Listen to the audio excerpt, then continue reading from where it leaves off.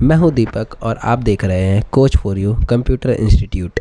तो आज की इस वीडियो में हम सीखने वाले हैं टैली ERP9 के अंदर हम किस तरीके से अपनी कंपनी का बैकअप ले सकते हैं एंड उस कंपनी को हम दोबारा से रीस्टोर कर सकते हैं। तो सबसे पहले मैं आपको बता दूं कि कंपनी का बैकअप लेना क्यों ज़रूरी है। जैसे हम किसी कंपनी में काम कर रहे हैं, ठीक है, हमने अपनी कोई कंपनी बनाई है, उस कंपनी का हमें बैकअप इसलिए लेना है क्योंकि हो सकता है कि हमने अपना सिस्टम को बंद किया और किसी वजह से टेक्निकल इशू हुआ या सिस्टम हमारा ख़राब हो जाए। अगर सिस्टम ख़राब होता है तो उस समय हमारी कंपनी भी बाय डिफ़ॉल्ट पूरी तरह से डिलीट हो जाएगी। तो इस डिलीटेशन को बचाने के लिए हमें कंपनी का बैकअप लेकर के रखना पड़ता है। अब कंपनी का जो बैकअप है, हम ऐसा नहीं कि अपने कंप्यूटर के हार्ड डिस्क में ही लेंगे, हम उस कंपनी का बैकअप को हम अपने एक्सटर्नल डिवाइसेस के अंदर ले सकते हैं, जैसे कि हमारा USB, मेमोरी कार्ड, इन सारी जगह पर भी हम ले सकते हैं।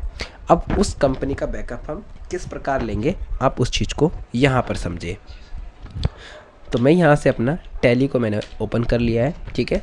मैं यहाँ से कोई अपनी एक कंपनी को सिलेक्ट कर लेता हूँ जिस कंपनी का मुझे बैकअप लेना है, ठीक है। तो मैं यहाँ से सिलेक्ट कंपनी करता हूँ। मैं अपनी ये वाली company coach for you computer institute, ये वाली कंपनी मैंने सेलेक्ट किया। अब मैं चाहता हूँ कि इस कंपनी का बैकअप ले लूँ। तो कंपनी का बैकअप लेने के लिए सबसे पहले आपको आना पड़ेगा किस पे, कंपनी इन्फॉर्मेशन के ऊपर। कंपनी इन्फॉर्मेशन पे आने के लिए आपके पास शॉर्टकट की होती है Alt F3, ठीक है। हम दबाएंगे Alt F3 for company information.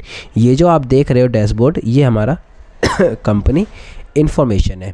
इस कंपनी इन्फॉर्मेशन के नीचे आप यहाँ पर आएंगे तो आप देख पाओगे यहाँ पे क्या है, बैकअप एंड एक ऑप्शन है हमारा रीस्टोर।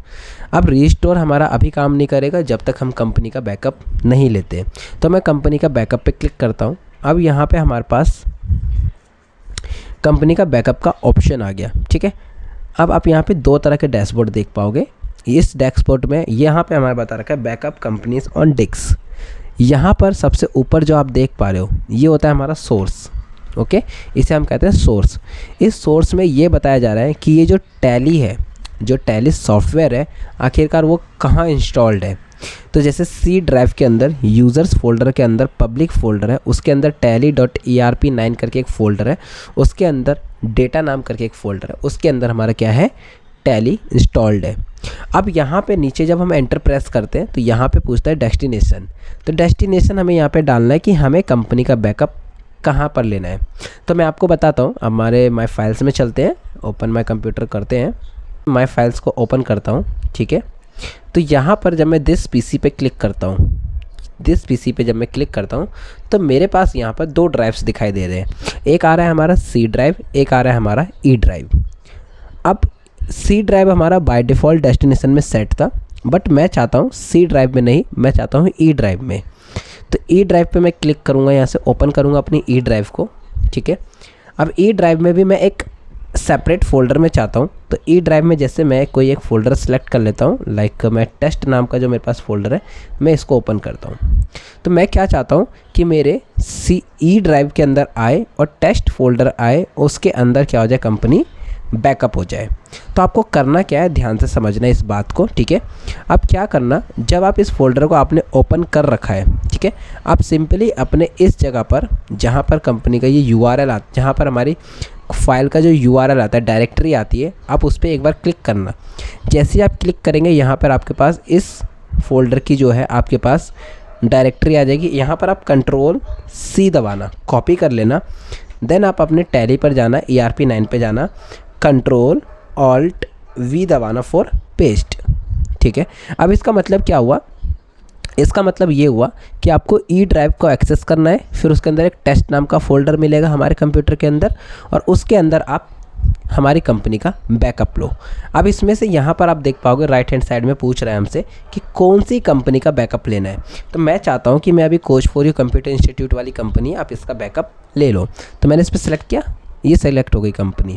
अगर आप चाहते हो इसके साथ और भी कंपनी बैकअप लेना तो आप यहाँ से सिलेक्ट कर सकते हो, और भी कंपनीज आती चली जाएंगी। जैसे मैं आपको करके दिखाऊं तो देखो एक और आ गई, ठीक है। बट मैं चाहता हूँ मेरे को सिर्फ एक ही कंपनी का बैकअप लेना है, तो आप यहाँ पर क्या करना, एंड ऑफ लिस्ट कर देना कि बस ठीक है इतना ही करना है हमें, एंड ऑफ लिस्ट कर देना।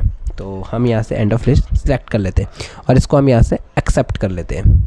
आई थिंक हमारी कंपनी जो है वो बैकअप हो चुकी है। अब कैसे चेक करें बैकअप हुई या फिर नहीं हुई, तो सिंपल, हम कंपनी को पहले डिलीट कर देंगे। तो कंपनी डिलीट कैसे करेंगे, अपने कंपनी डिलीट करने के लिए हम क्या करेंगे, ऑल्ट F3 अपने कंपनी इन्फॉर्मेशन के ऊपर जाएंगे और यहाँ पर आपको एक ऑप्शन मिलेगा ऑल्टर। यहाँ पर आप कंपनी सेलेक्ट करके एंड यहाँ पर आप दबा देना ऑल्ट D। ऑल्ट डी का मतलब ये कि आप यहाँ से कंपनी परमानेंटली आप डिलीट कर रहे हो। आपके पास ये वाली कंपनी जो है वो आपके पास अवेलेबल नहीं है। अगर ये कंपनी अवेलेबल नहीं है तो हमने इसका बैकअप ले रखा था, हम इस कंपनी को रीस्टोर कर सकते हैं। अब रीस्टोर कैसे करेंगे, तो आपको कंपनी इन्फॉर्मेशन के अंदर ही एक और ऑप्शन मिलने वाला है जिसका नाम है रीस्टोर। जब मैं इस रीस्टोर पे क्लिक करता हूँ, जब मैं इस रजिस्टर पे क्लिक किया तो आप देखोगे यहाँ पर आ रहा है ऑप्शन कि आपके पास एक ये वाली कंपनी बैकअप में रखी हुई है। तो आपके पास जितनी भी कंपनी, यहाँ देख पाओगे सोर्स में लिखा आ रहा है कि यहाँ पे कौन से फोल्डर के अंदर कंपनी है। तो मैं चाहता हूँ कि ये वाली कंपनी मुझे बैकअप में रखी है, तो इसको आप बैकअप से निकाल लो और कोई कंपनी आएगी तो आपको यहाँ पर शो हो जाएगी। एंड मैं इसे एक्सेप्ट कर लेता हूँ। अब ये मेरी कंपनी दोबारा से आ जाएगी। तो मैं यहाँ से आपको सिलेक्ट कंपनी करके दिखाऊँ तो आप देख पाएंगे यहाँ से कि वो कंपनी दोबारा से सिलेक्ट हो पा रही है। ये रही हमारी कंपनी। ओके, आई थिंक आपको समझ में आ गया कि कंपनी का बैकअप कैसे लेते हैं और कंपनी को रिस्टोर कैसे करते हैं। तो मिलते हैं नेक्स्ट वीडियो में, जब तक के लिए